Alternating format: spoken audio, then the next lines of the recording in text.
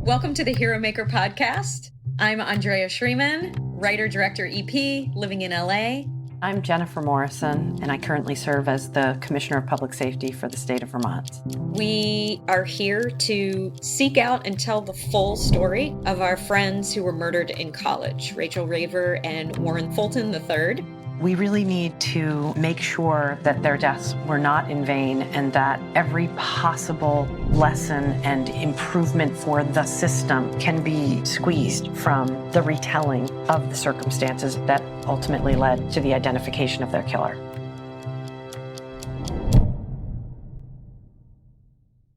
Hi, everyone. Welcome back to the Hero Maker podcast. On today's interview, Jennifer brought us one of her esteemed colleagues, Ronnell Higgins, who currently serves as Associate Vice President for Public Safety and Community Engagement at Yale University. He's also a practitioner in residence and adjunct faculty at the University of New Haven as part of the university's Center for Advanced Policing. He served as the Chief of Police and Director of Public Safety for Yale University for over 14 years. He was assistant chief before that, and he worked his way up in a bunch of different escalating titles after he began his career in policing at Yale in 1997. Ronnell has a unique expertise in creating forethought and safety planning for universities. And Yale, being this blended campus with the city of New Haven, has opened up a lot of collaborative police explorations and strategies with Yale's host city. So I had truly educating experience being in this conversation with Jennifer and with Ronnell. They're old buddies and they were mind melding. They have similar position on a lot of topics. But I would think that any university who has a real commitment, meaning they want to be innovative and they want to do something that is forward thinking in terms of their public safety, would really benefit from not only hearing this conversation, but from reaching out to Ronnell about his work at Yale and possibly about his consulting practice. I'm really excited for you to hear this beautiful conversation with a beautiful man who has had a really compelling career and really brought a lot of truth and vulnerability to this conversation. This is Ronnell Higgins. Do you want to know how Ronnell and I know each other? Yes, please. The way we met was that we were both members of the FBI National Academy 226th class, which is a 11-week program for police professionals down at Quantico, Virginia. And it is truly one of the most memorable parts of my career, in part just because of the people you meet and the relationships you develop. And these relationships have lasted since then, since 2006. And you leave there with friends, with contacts to bounce ideas off, best practices. But Ronnell was one of my faves, so we've stayed in touch. Yeah, so it was 2006, the summer, July. It was hot. And it was hot. I arrived at the FBI NA. I was a lieutenant at the time. I fought to get there, and then I get there and I arrive, and I don't know anybody. And after a while, tribes start to develop, and you start to meet people. And I'll just get to it. There's certain people in my class, in the NA 226 class, that I kept in touch with for a lot of reasons. But Jen stood out immediately because, quite frankly, I thought she was and think she's brilliant. So I'm serious. I had like a nerd crush on Jen. I was like, everything she said, I was like, yeah, what she said. Mm-hmm. You know what I mean? And no, really, you meet some people sometimes and that really impress you in so many ways. It was just like, where have you been? It's like, that's what I'm talking about. But honestly, I've also kind of followed her career and just try to keep up with. We don't have to talk every day. We don't have to talk every 6 months. We don't have to talk each year. But I know that if I call Jen, I'm like, Jen, let me ask you a question. She's tracking. You know how some people know how to figure out complicated things? We all know people who can figure out complicated things, and an auto mechanic can figure out something that's complicated. But those people who thrive in complexity, that's who I roll with. And Jen she gets it. She gets it. You can read a book and figure out how to take apart an engine and put it back together. That's complicated. But the complex portion of it, that's Jen. It's like it's almost a different channel we're on, you know? That sounds amazing. See, we can just stop here. Love Fest continues. Yeah, man. Yeah. We were actually in some of the same classes in the NA, and they're all college level classes. So they're discussion based and drawing on the experiences and of people in their professional lives, and then bringing it into the academic setting, mid or late career for many people. It really is an incredible exchange of information that happens. And he's right. Ronnell and I just clicked right away. And I was like, man, too bad we couldn't figure out how to bring that synergy into the same workplace. We would have ruled the world. Amen. Yeah, we have to spread out your goodness a little bit. So why don't we do our first question? Ronnell, tell us about you and your career and how you got to where you are. So thank you for having me. My name is Ronnell Higgins. I am currently the Associate Vice President for Public Safety and Community Engagement at Yale University. I am in my 25th year, soon to be 26, at Yale University. I knew nothing about higher education, public safety, or higher education policing before coming here. My dad was a New Haven police officer. He retired as a lieutenant in the early 90s, actually about 95. And I grew up wanting to be a New Haven police officer. My dad was my hero. I used to watch my dad get dressed, put that uniform on. I knew at an early age what I wanted to be and who I wanted to be like, and it was my dad. My dad retired early, heartbroken, because my brother was brutalized by the same police officers that he worked with and from the same police department in the early 90s. So when we talk about duty to intervene post George Floyd, my father, after this happened, gave voice to my brother's situation and took steps to make sure that injustice wouldn't stand. And as a result, he lost his command and he was removed from the street, never see the street again. So at that point in time, even though I wanted to be a police officer, I stepped away and said, I want nothing to do with policing. So I joined the Connecticut Department of Corrections. I became a correction officer. And I did that job for about 3.5 years and I loved it. Andrea, I thrived in that role, but I always felt that I was being called to do something else, called to do something more. And I went to my dad and I said, I want to be a police officer. He said, you should. Policing needs you. So I went to that very police department where my dad worked, where I grew up, where I went to Christmas parties and union parties. And I stood in line because we didn't have computers at the time. I stood in line and filled out an application. And while I was there, it was kind of like, are you Reggie's son? Hey, how's your family? How's your dad? Now, mind you, my brother had won his civil case against the police department for close to $1 million by now. So the Higgins name was kind of in the mud, but I just kind of felt time had passed in 1996 and it was time to kind of just make a run at it. So I filled out my application believing that everything was going to be fine, met some other cops' kids who I had grown up with and lost contact with. So we were like already forming packs. We're going to go to the academy together. We're going to do this. We're going to do that. And my phone never rung, Andrea, that yellow phone with the long cord in the kitchen that my mother could be down the hall on. And, no, I had one. Rung. I had one. I know that phone. It never rung.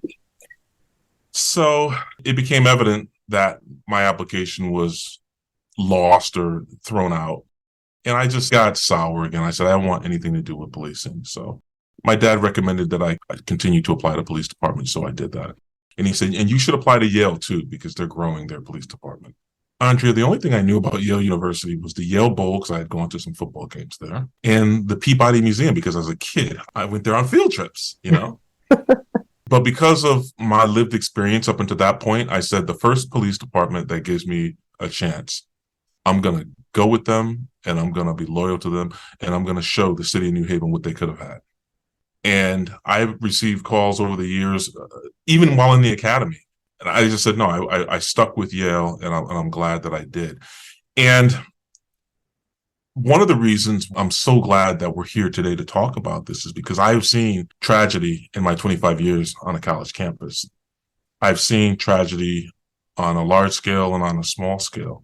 And I do believe that the work that we're doing is our work to do. It's going to take folks like us to think critically, not just about the core competencies of a campus police leader should be or what they are now, but what they should be today, given the complexity of the threat environment and the complexity at which young people are growing up in this world today and all the things that they have to deal with.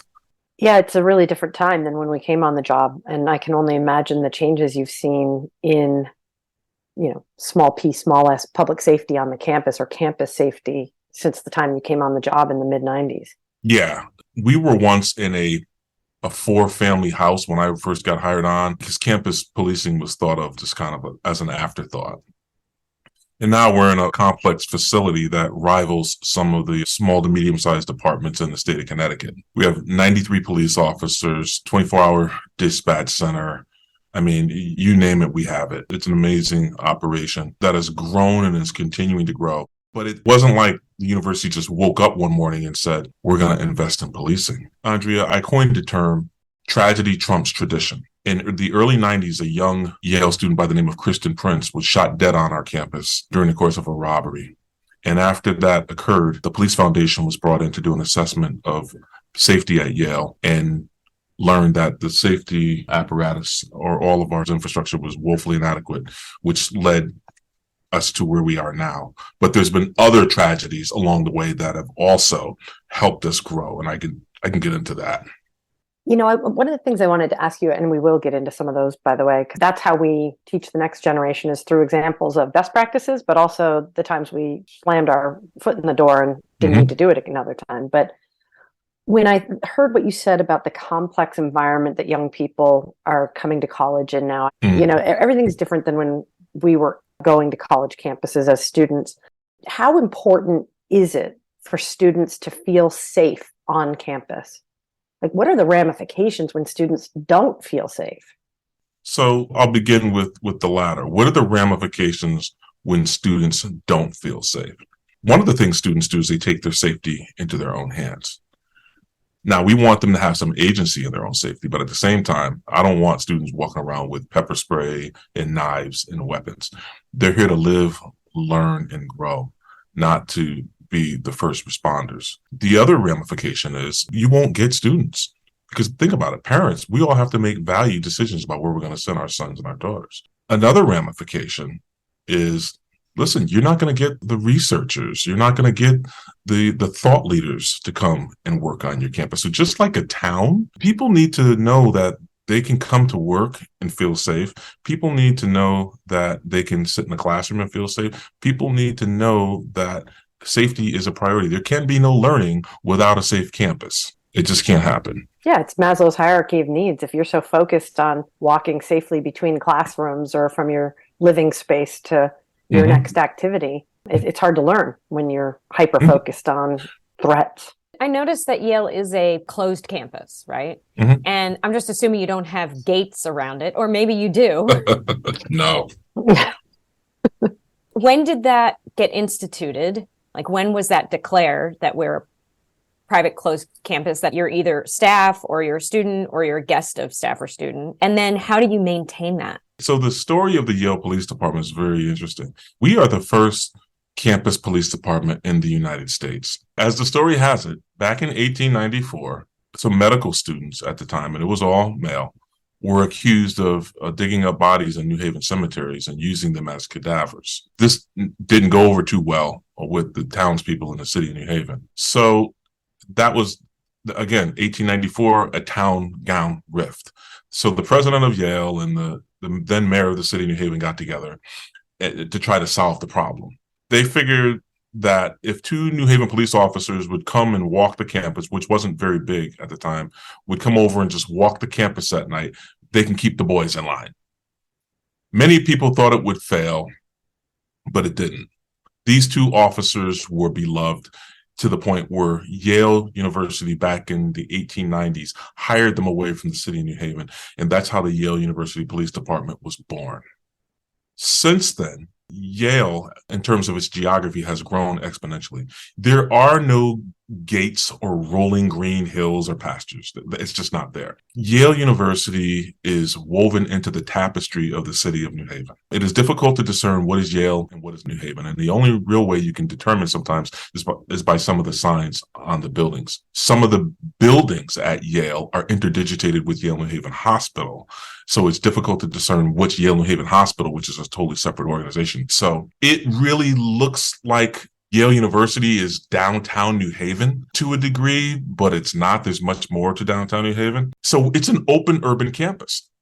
And keeping a campus safe an open campus in an urban environment, it's a challenge, especially when you have a city of 130,000. In 2012, I think we had 30 homicides. That's a lot. That's a lot, especially when the wealth disparity in this area is so vast. In some ways, haves and have-nots. You have some people that are very wealthy, doing pretty well. Then you have some people who aren't doing very well. And I'll leave you with this. New Haven has 10 policing districts. Just under 60% of the violent crime in the city of New Haven occurs within the 5 policing districts which abut the campus. So when you think of violent crime, you think of homicides, non-fatal shootings, sexual assaults, robberies, assaults.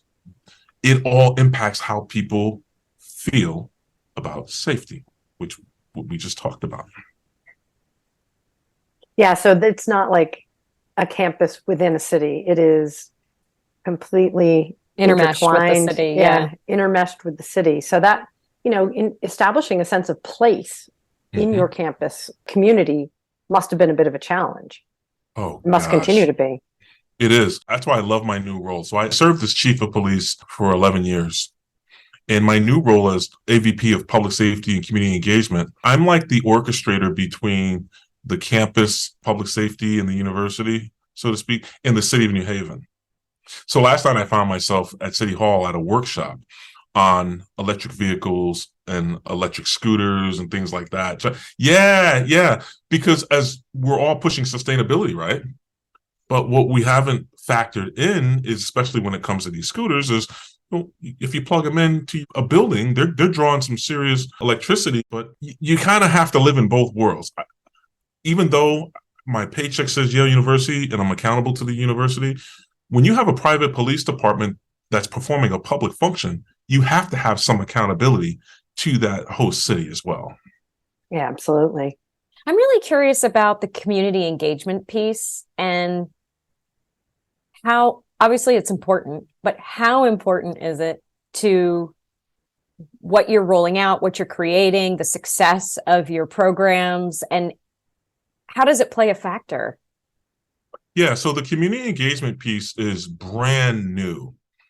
And I call it, of the 4 verticals that I oversee, it's the 5th vertical. So we have to find areas of opportunity to meet members of our community, key stakeholders of our community groups, where they are in supporting them as well. And also, as in terms of public safety, how can we support public safety initiatives of mutual concern? How can we leverage the thought leadership that we have at Yale University? How can we leverage, I don't want to say the wealth, but let's just be real here. How can we help support financially some of these endeavors in a way that makes sense as well? I do feel that as a front-facing unit, our public safety, all 275 of us, only 93 are police officers, the other are university security officers and other staff. We need to be meeting the city where they are and doing some community engagement on things that make sense. Okay, I get that. What about the student engagement piece? How does that factor in? Sure. So, the student engagement piece is tricky. It shouldn't be, but it is. Because on the one hand, we have students that want to engage and we do engage. But something happened with students on campuses over the last few years. When I first became the chief of the Yale Police Department, I used to stand up at orientations and talk about how we're a full-fledged police department, how we're well-trained, how we're this, how we're that, how we're pro-student and we're here for them. And to gain legitimacy, Jen, we used to say, we're just like the police department where you're from. Students would say, oh, okay, I get it, yeah. Then something happened. I'll never forget. I think it was 2015. I was doing a orientation for a drama school, myself and another African-American captain at the time. I did my spiel, and I said, we're just like the police department wherever you're from. But think about what was happening in 2015. I had a Black drama student raise his hand and say, Chief, we appreciate your words, but I have a question. How do I protect my Black body from your police officers? And I'm like, whoa, I had never had that question asked of me. And then it was a cascading effect. Another student raised his hand and says, yeah, Chief Higgins, you said your police department is just like the police department where I'm from. Well, I'm from Baltimore. Oops. And another student says, yeah, I'm from Chicago. And we began to realize that the fact that students bring their lived experiences, okay, either direct or indirect, to the campus, and those lived experiences help form the opinion of your police department, that mattered. So when trying to engage with students for a period of time, it was kind of tough. And we've had some incidents on our campus, one of which wherein the son of a New York Times reporter was stopped. An officer had drawn his gun during the stop. That made national news. We had a story that was called Sleeping While Black. A white female student knowingly called the police on a student who she knew belonged there, weaponizing the police. That made us look really, really bad. And one of my officers was involved in a shooting in 2019 off campus involving an unarmed black couple. And at the same time, think about it. You're 18, 19, 20 years old. You're rallying for the cause, right? I was 18 once. So these students want to be a part of the national conversation. Now they have something. And they brought the abolish the police, to defund the police, and the disarm YPD movement to our campus. And it still exists to this day. Yeah, it's been difficult few years in American policing for a variety of reasons. And all of what you said is part of it. You said something that really struck me as a parallel to Rachel and Warren's case. Mm-hmm. You talked about these students arriving at campus with their own lived experience. And I want to spin this away from their racial identity or their city affiliation. Mm-hmm. For me and for many of my teammates, we arrived in Big Bad Washington, D.C. with no experience with city life or police interactions. We brought a relatively high level of naivete based on where we grew up and played soccer. And here we were in a super urban area, still feeling pretty good, running back and forth all times of the day and night, sometimes by ourselves between bars and other people's houses or dorms, the Smith Center where we had our athletic stuff, really cruising around. And then our friends were murdered. Rachel was raped. They were abducted and taken to another place, and their bodies were, left in a field. And it was like all of that came to a screeching halt. And that veil was torn, the naivete. And all of a sudden we were confronted with the realities that it could happen anywhere. It could happen in rural America, but it's more closely affiliated with urban violence. And for us, that was a huge fear maker. And I wonder if you have thoughts on cases that happen to a campus community that fundamentally alter a student's perspective on their own relationship to that city or how they go about living their daily life. We had one of our baseball colleagues who was on the baseball team with Warren say that from that day on that they found out about the murders, he never walked again after dark. He sprinted from the library to home or from the bar to home. He never walked again because he didn't want to be an easy target. Yeah. I have so many thoughts. I mean, we can do another session just on this. I have so many thoughts because we've had some tragic situations involving students on campus. So let's just flip the lived experience thing for a second. You are correct. On the flip side, some students come to this urban campus and they don't have a lot of experience in urban America. They're used to leaving their front door open. They're used to being out at night and not having to worry about it. They're used to just kind of walking for a while and not going into a high crime area. That's not the case around here. And they're not used to seeing as many police departments. One of the biggest complaints that we've received over the years is that there's so many police, there's so many security. We feel like we're constantly being surveilled. We feel like we're being over-policed. The reality is the city of New Haven is understaffed and the services that they're providing are for the city, and we're trying to take care of the safety for the area that we're responsible for. We're not trying to surveil people. But if depending upon the time you were on this campus, like for instance, my boss is a Yale graduate. He graduated in the early 80s, and he can recall something like what you're describing, Jen, walking the gauntlet to go from one area to another. Things have changed, but that was his experience at the time. And I can show you the UCR statistics from that period of time, and it was bad. I mean, we had close to 100 robberies at any given. I mean, it was bad. So over time, we've managed to reduce crime.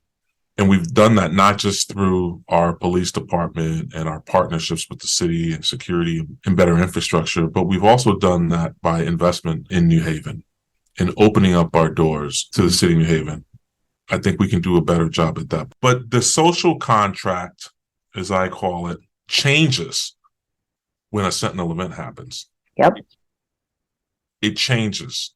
And it puts us as police leaders in a really tough place, because the first question that I'm asked, bar none, year after year when I do parent orientation is, Chief, we hear about all these different things that you're doing, but what specifically are you going to do to keep my kids safe?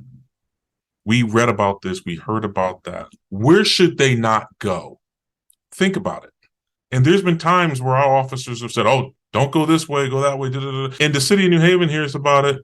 People hear about it and say, oh, why are you saying that? You're giving us a bad rap.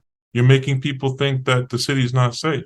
We have to be very thoughtful about how we describe the city. It's an amazing city, but there's risks anywhere. I wish in retrospect that I had had a little bit more perspective on what city life really meant, because I came from a very small town in New Hampshire, as did several of my classmates, not from New Hampshire, but from other states. And there really was no City Living 101. There was no primer for how to keep your head on a swivel, don't be an easy target. None of these things were ever taught. And then all of a sudden this huge Sentinel event happens, and it really fundamentally changed our relationship with the university and how we felt about GW and our experience there. Not that the university could have done anything about a serial murder taking them, but that is the imprint that this huge life-shifting event happened during our time on that campus. And you just were starting to say something, Ronnell, about the social contract. And I am really curious about, maybe you could even just have a modern conversation about what are you noticing about the social contract right now? So right now, it is evident that everyone wants to feel safe. So let me back up before I get into that, though. One of the things that we did in 2019, after my officer was involved in an off-campus shooting, we published our patrol area, our defined patrol area. Why do I say that? Because it was an unwritten rule that we would support the City of New Haven Police Department within reason off campus in certain areas. They needed our backup. We're there. After the shooting, activists came together. People said, yeah, we see the Yale police here and we see the Yale police there. And the other town comes into our city too. And there's this triple occupation. We're being occupied by all these police. Yale needs to keep their police here. And we said, hold on for a second. We're supporting the city of New Haven. And the police chief at the time was like, yeah, but people didn't want to hear that. So our officers are now assigned to a defined patrol area. So the social contract changed. I am now getting calls from time to time from non-Yale community members who live in areas which abut the campus and say, listen, they're breaking into cars, or this happens here. Why can't we have a Yale police car just kind of do a directed patrol in this area? How come you guys don't come into this area anymore? That whole movement of activism, well, they got our attention and we responded, but who did it hurt? It hurt some of the people that needed and continue to need our presence in these areas. You know, things just change. Things just change. In terms of the social contract with students, though, I think the pendulum swung really, really far one way with the defund, disarm, abolish movement. I think it's starting to swing back somewhat to the middle right now, where students are being more reasonable about it. There's still some remnants of it, and I think that's always going to be there, and that's okay. But I think reasonableness has prevailed, and they know that we're not going to be abolished, we're not going to be disarmed. And listen, my funding, 80% of our budget is salary and benefits. So what are we going to defund? Right. Wow. That's good that they let off of that a little bit or a lot. I'm going to switch gears just a little bit. I would love to know what you're most proud of in your career there at Yale. If you would have asked me that before 2019, I would have said I am most proud of how we've reduced crime, and we reduced crime to the lowest levels. I mean, we've broken records during my term. We reduced crime to the lowest UCR level since 1985. That's through partnerships, collaboration, and being smart about crime. But that also tracks, Jen, with Bratton and his work. Yep. Mm-hmm. I do think there are trends. It sounds like you were on trend, but also you were doing a lot. So it's not just what's happening in the world, but how departments are employing new techniques and tactics to create those results. So congratulations. That's amazing. And I've read the book Turnaround by Bratton twice. So yeah, so he was the model, NYPD. If you'd have asked me that, I would have talked about crime, reduction in crime, diversifying the police department, professionalizing police department equipment. If you would have asked me then, I would have said, that's what I'm most proud of. What I am most proud of since 2019 is leading this organization through a true storm, restoring credibility, continuing to make our police department a model for others to follow, and showing that when we lean in and when we listen and when we meet people where they are, oftentimes we'll find that we want the same thing. How do we operationalize our collective values to bring about community wellness? So that's what I'm most proud of.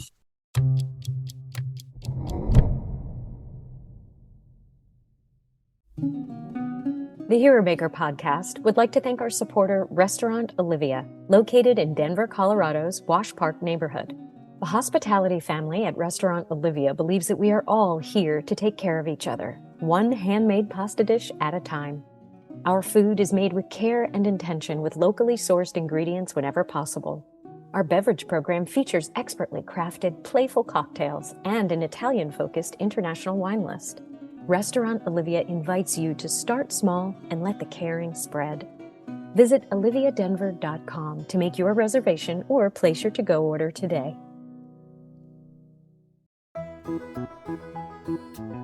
The Williamson County Cultural Arts Commission of Franklin, Tennessee wishes to thank our men and women in blue who help us deliver safe and fun family and community cultural events year-round, including one of the only authentic bluegrass festivals in the country.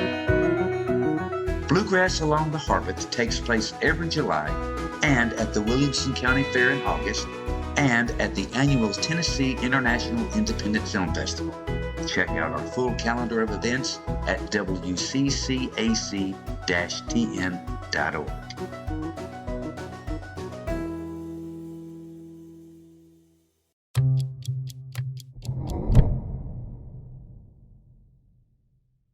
If you had to think about one of the most difficult events that you ever had to oversee on campus or be the chief of, and what was the impact on campus? How did the impact radiate? There's a couple. I'm going to give you two examples. The first still bothers me to this day. Coming up as a patrol officer and as a supervisor on a campus, campuses are steeped in tradition. We do things this way because we've always done things this way. And even as police officials, you're saying we should probably look and do things a little differently. And there was an accident in a parking lot at a tailgate at Yale. It was 2011, 2012. A young lady lost her life and another young lady was injured pretty badly. And I just wish I could have spoke up more about how I felt things should have been changed. And I just vowed I will always use my voice and push to the highest levels of this university or wherever I need to go, the mayor's office, when it comes to a public safety challenge that I feel needs to be escalated. We, as a result, partnering with NCS4 and benchmarking with other large universities, have developed a model fan safety and tailgate plan. Tragedy trumps tradition. So that's one thing. The second thing, in terms of impact, the shooting in 2019, the officer is a good, well-meaning officer. He found himself in a really difficult situation. It was just tough all the way around. It was tough standing and listening and hearing from a lot of people who look like me, who, in so many words, for a moment in time, I felt like they had lost faith in me. And that hurt. I didn't want to do this job anymore. I did not want to do this job anymore. And I'm not alone. Some of my colleagues didn't want to do the job anymore either. But I'll never forget, about a year after the incident, after George Floyd was killed, I was standing in my kitchen. My kids were sitting on the couch because they were being homeschooled because of COVID. And as I'm buttoning up my white shirt, getting ready to go to work, because there was going to be a rally that day, I was going to be out in the field, I'm watching Good Morning America. And on the TV, there's like 6 different cities, riots, marches, rallies, things are burning. It was bad. It's bad. And my kids are on the couch and they're watching Good Morning America and they're listening to people talk about how they feel about the police and all these different things. And I can see in my daughter's eyes that she's conflicted because she wanted to get a sign and go downtown. And my son is looking and she's looking at me. They're looking at the TV, they're looking back. And I could see that they're looking at me as I'm getting dressed, the same way I looked at my dad when he got dressed for work. And they're looking at that and they said, this is bad. But that's my dad. My dad. So I went to work that day, literally wanting to just say, you know what, I'm going to be putting in my papers. But then, so I don't know, but maybe it was God. I think it was God who said, if not you, then who? That's right. If not you, then who? Who's coming? I sent you to the NA. You had these lived experiences, just like other people had these lived experiences. I educated you. You did all these things. You're equipped. Now get out there and do your job. It just hit me. If not you, then who? And your father told you in the beginning that policing needs you. Yeah. Thank you so much for sharing those 2 stories. Even the details about what you had to stand in the face of like friends and colleagues and people looking at you and looking at the color of your skin and asking, like, what side are you on? It must have been a really strong internal dilemma and pushed you to, again, find your voice and find where your voice lived in the moment. Mm-hmm. And to be able to actually be in a unique position to, again, bridge some worlds and be the one, be the glue. And those sound like a lot of trial by fire situations. And I know it's been a rough couple of years. So I really appreciate that. Thank you. Ronnell, when you think about your younger self, and you think about how far you've come and the experiences you've had, what would you tell your younger self who's just starting out in their career? What advice would you have? This is not a race. It's a marathon. You stole my line, dude. It is not a sprint, it's a marathon. I know, mind meld, man. In order to run a marathon, think about the preparation. You have to train, you have to work your way up. 1 mile to 2 miles, 2 miles to 3 miles, so on. You have to hydrate. You have to practice self-care. But you also have to do a little reading and learn from other marathon runners. How did they do it? You have to take account of the terrain. The shoes matter. Decisions that you make along the way, it all matters. So it's much more than just slowing down and taking your time. It's about everything else that goes into it as well. That was almost a little creepy that you said almost word for word some of the advice I've given my younger officers. This is not a sprint. This is a marathon. I have used that dozens of times. I think there's some validity to it. And you just confirmed it. I have a few more questions. One is about your prohibition of weapons position on campus. Mm-hmm. And I'm wondering, is that like a recent thing that needed to be edified with the big question of firearms on campus? Or was that something that has been in place for a long time? And was it ever a question? Like, did it have to be debated? For as long as I can remember, there's been a prohibition of weapons on campus, except for sworn law enforcement who are actually working. So there has been some pushback over the years. Again, lived experiences. So let's say that we have a student that's coming from Utah Okay. And I've been to campuses all over this country. I walked into a campus police department in Boise, Idaho, and they have lockers or rooms. Or if you go up to Dartmouth in New Hampshire, there's a space where they have rooms where you can, store your rifle at the police department. Students can store their weapons on campus. So depending upon where you're from, possessing weapons is a part of life. Whereas here, there's no weapons allowed. So from time to time, there's pushback. But listen, the number one crime on this campus, as with most urban campuses, is theft. So if we know that there's a high level of theft, for me, one, I don't want weapons to be stored poorly and then stolen. The other thing is we want a safe campus. We know that young people sometimes make bad decisions. We don't want to introduce weapons into that mix either. And this goes for employees as well. Employees should not have to worry about being intimidated or feeling threatened by their coworker who has a concealed firearm on their hip or somewhere close by either. So I am for that policy. It's been tough though. There's been a lot of push as of lately because Second Amendment groups sometimes will come and test the water. So what does that look like? There's no weapons allowed on campus. But as you heard me say earlier, this is an open urban campus. So you can be standing outside an academic building on a sidewalk with a 357 Magnum on your belt. And that's not campus, that's city property, and they're well within their right to do so. So it's a challenge. It's a challenge. But, again, goes back to social contract. The social contract here at Yale is in alignment with the institutional policy. There's not a lot of stomach for weapons on this campus.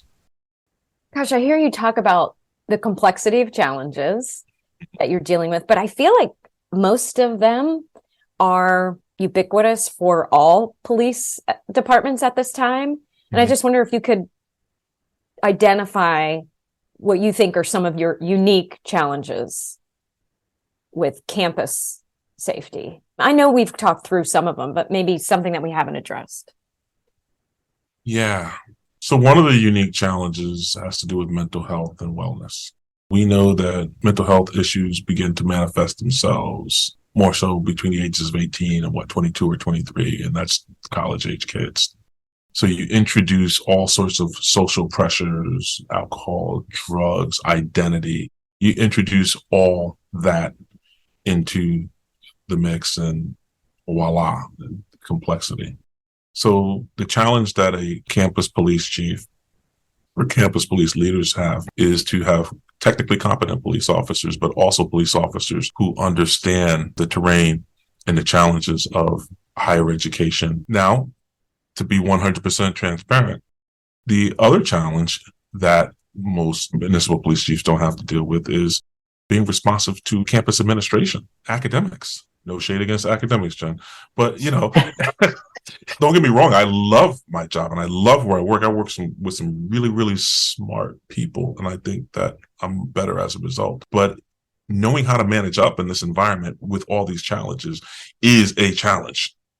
That is fascinating. The ivory tower of academia very rarely matches the reality on the street. I mean, I've spent my career policing in college communities in Burlington with the University of Vermont and Champlain College, and over in Colchester with St. Michael's College. Mm-hmm.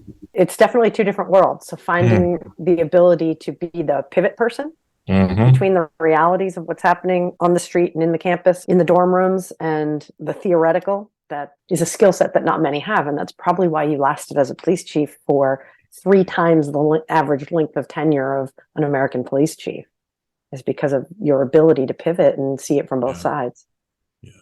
Yeah. Now, one of the things I've valued the most about you is your outstanding interpersonal communication skills and your willingness to be vulnerable and just tell it like it is. And that's something you and I share, is to just, if it's in my head, it's probably coming out my mouth. I wondered if you could just talk to Andrea or our audience a little bit about the importance of good interpersonal skills for police officers. Wow. So growing up as a middle child in a household with 2 older with 2 older brothers and 1 younger brother and a type A dad and a loving mom, you had to learn to negotiate. And newsflash, folks, as a Black male, I'm probably the darkest one in my family out of my brothers. All my brothers are very fair skinned. So when I was growing up, they were like, "Oh, you were adopted. You can't be their brother." I was like, I am." So I've been having to negotiate and justify my existence for a long time. So then I go to a high school where one of my best friends and myself, we're the only two Black kids in my graduating class. So I had to navigate in some spaces, and it was a great experience. I had no idea that that experience was going to prepare me for coming to work at Yale. But there was one more stop along the lines, and that was the Connecticut Department of Corrections. You see, when I was in my early 20s, I'm lifting weights, I'm going to the gym, I'm running because I'm a correction officer, and if I'm going to be able to handle myself, not realizing that in there without a weapon, your interpersonal communication skills, that's your number one tool. That not only keeps you safe, but it keeps your other brother and sister officers safe as well. So coming into an environment like Yale or any higher education environment, being relatable is so important because we have to manage the inner department, the outer department, our administration, and in some instances, like today, the media. It is a skill set, and you have to commit to being a lifelong learner because, again, you asked me earlier about my younger self. If you're committed to growth and committed to learning and committed to being in touch with really smart and focused people like Jen and John Vincent and all these other folks, then you're going to grow. But you have to put the time in. You have to read something, and you have to be comfortable being in uncomfortable places in order to grow. And that's how it happens. That was well said. Be comfortable in uncomfortable places in order to grow. I mean, I'm getting some life lessons here today. I feel like there's some phone calls I need to make after this. Okay, so here's one. What can we do better? What can you do better? What do you have your eyes set on? What do you have your heart set on? Making a difference right now. So I'll share with you something, and this is kind of a passion project, and I think it's totally relatable. I recently did some work as a consultant at a college, and I've been doing some research as a result of the work at this college, and I'm starting to see a trend with other similarly situated colleges. And some of these colleges don't have big budgets, so they can't really afford high-priced consultants. As we look at crime in our cities, those cities with college campuses, those campuses need to understand that they need to get it together and get it together quickly before tragedy strikes on their campus. I love my job, but if there was someone who said, you know what, we're going to donate $20 million to focus on working with police chiefs and city leaders to strengthen security on college campuses. This year, we're going to do these 3 or 4 colleges. I would leave tomorrow and take on that work because it's just that important. The experiences that I've had and a few others who I talk with regularly, the experiences that we have, we should be sharing those experiences with others so they can refine their approach and ultimately improve their public safety. It's not about just hiring more police officers and security. It's about really how to develop, manage, and foster relationships with your host city, because that's ultimately how we're going to build a sustainable safety on our campuses. So you said you're noticing a trend. Oh, yeah. Can you be a little bit more specific about what the trend is? Just like rising crime statistics on campus?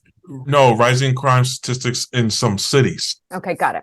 So think about the host city, these urban cities. Okay. Those urban cities where crime, this is all public information. Yeah. Let's just take Philly, for instance. I think Philly today is 600 police officers short. Okay. And crime is high in the city of Philadelphia. Philly's got a wonderful, well-trained and wonderfully led police department at UPenn. Okay. And even the city. But let's face it, there's some things that there's a lot of risk right now. There's a lot of things that can and will happen in that city until things start to, die down in terms of crime. So, well, I was surprised to hear you say that in terms of your work with New Haven, Oh, yeah. that you are taking your Yale resources and Oh, yeah. dedicating them to New Haven. I assumed Yeah. that you were going to say, oh, yeah, New Haven is bringing some of their resources to us. That makes sense now that they're, you have more resources through the university, like financially. Yeah. Mm-hmm. But I'm imagining that it doesn't always have to go in that direction. It could be a collaboration. It could be some kind of like grant work. There are lots of different ways that you could fund these collaborations. It's just a matter of you're saying to be working together to create and have different universities work together so that they can educate each other and create best practices together. So think of August Vollmer, renowned police chief in the city of Berkeley, California. He realized he had a university right there in his city. So you know what he did? He walked over there and he said he worked with them to try to solve problems. And as a result, he was so far ahead of his time. Just walking across and just having a conversation with academics. We have to establish better partnerships with our institutions of higher learning. And we have to do problem solving. And there's no one size fits all with it. But I do believe that myself and some others, we know the space so we can be helpful in helping others do that. I guess I'm recognizing too now that there's a certain vulnerability. Like you talk about crime on campus, you have these kids who come in who many of them be more potentially affluent than some of the neighboring areas. And people know that they can go in there and grab some computers or whatever.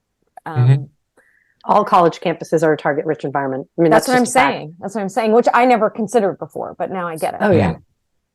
And then that becomes the responsibility of the city to figure out how they're going to keep crime down in that area. So that's thank you. That's beautiful.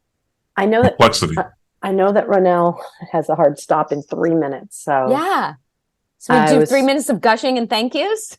I want him to just give me his give me your best shot. What do you want the world, or at least our world, our audience to know? While telling Rachel and Warren's story, we also are taking all these dirt roads to talk to people like yourself, who, in our humble opinion, are the best and the brightest, and who really have something to impart to future generations of policing. You mentioned it, but we don't do a good job of sharing our stories to keep on in perpetuity, to learn from lessons from the previous leaders, etc.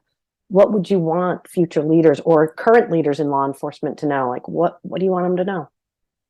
So the reason why I have a hard stop is I have to prepare for class tonight. One of the things I learned when I was at the FBI NA from a few folks, Jen being one of them, Dr. John Vincent being another one, they both had their PhDs. And, what I learned is, especially going through police reform the last few years, getting in front of students whenever you can, getting in front of young people where you can, and being honest with them about those that want to get into policing, being honest with them about what this job is and what they're getting into. At the end of the day, your practical experience is what they want to hear about. And going through what we've gone through, it's only going to help them see themselves in this work. I said before, if not us, then who? If we don't get in front of young people, because let's face it, a lot of young people don't want to get into policing anymore. But if a Jen Morrison or Ronnell Higgins doesn't get into the classroom and start to relate, goes back to being relatable, relate to these young people and sharing experiences, the good and the bad, and helping them find their place in this profession. If we don't do that as practitioners, who's going to do it? I'm a practitioner in residence at the University of New Haven by design. And I enjoy being in front of those students. And they're going on, some of them are going on to become police officers. It's almost like recruiting into the profession versus recruiting for your department. If not us, then who? That's right. The work is hard, but I agree with you. That's a great question. If I hang it up tomorrow, who's coming in my wake? And if there's someone far better and obviously prepared, then I'll get the hell out of the way. Yeah. But there's such a need for competent, authentic, compassionate leadership in American policing that I'm glad you're not completely leaving the field.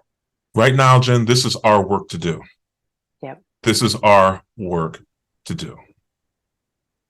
Well, I'm so honored to meet you and to get to be part of this conversation. And I learned a lot. And Jen, please clarify, do you have a PhD? I don't have a PhD. He Oh. just thinks I'm so smart that he ascribed it to me, a PhD. Knowing you is he's getting a PhD, knowing you. It's like a PhD. Yeah. I do have a master's She's a doctor degree. of something.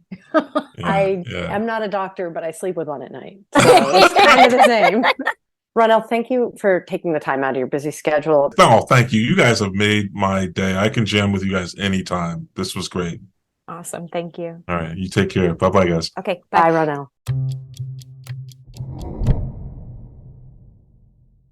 If you or someone you know is connected either personally or as the result of violent crime to Alfredo Prieto, a convicted rapist and killer who lived in and around San Bernardino, California, Arlington, Virginia, and Jamaica, Queens, New York between the years of 1984 and 1990, we'd like to hear from you.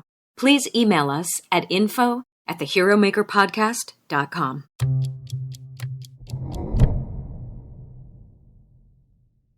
That was a wonderful, wonderful introduction. I really learned a lot. Oh, good. He really has, so similar perspectives as you, but I got a lot of life. I was like taking personal life notes down, but I think I gained a lot of knowledge about campus safety and on-campus policing, and also the relationship between the city and the university and the vulnerabilities that are just kind of built into a city campus. Yeah, town-gown relations are an inherently difficult situation.